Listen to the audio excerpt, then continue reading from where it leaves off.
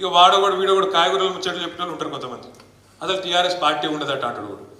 విలీనం అయిపోతుందట, అయిపోయిందట, మాట ముచ్చట అయిపోయిందట. ఇప్పుడు కవిత గారు జైల్లో ఉన్నది. నేను అన్నాను, పార్టీ వర్కింగ్ ప్రెసిడెంట్ను, మీదకెళ్ళి కవిత అన్నాను. మరి నేను పోయి ఢిల్లీలో లాయర్లను కలవద్దా, బెయిల్ ముచ్చట మాట్లాడద్దా, అవసరమైతే 4 రోజులు ఉండి ఏమవుతుందో విచారించొద్దా, అమ్మాయిని కలిసి ధైర్యం చెప్పొద్దా? గా పని మీద నేను పోతేనట వీడు బీజేపీలో కాలు మొక్కిండు, సీక్రెట్లో బేరం చేసుకున్నాడు. మాకేం కర్మ?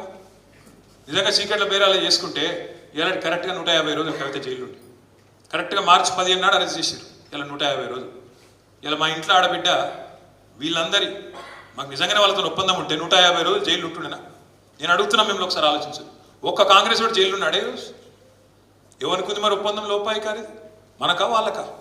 మన ఇంటి ఆడబిడ్డని జైల్లో పెడితే కూడా మనం కొట్లాడుతున్నాం. ఒప్పందం లేదు, మన్ను లేదు, విలీనం లేదు, ఏది లేదు. ప్రజల్లో లీనమై పనిచేద్దాం.